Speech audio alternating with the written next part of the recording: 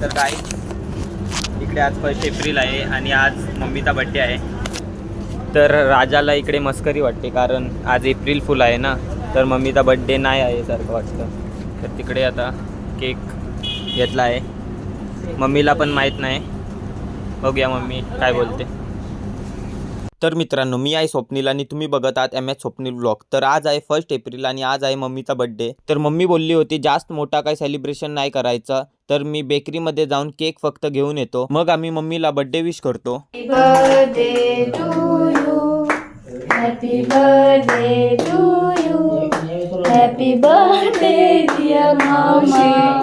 Happy birthday to you.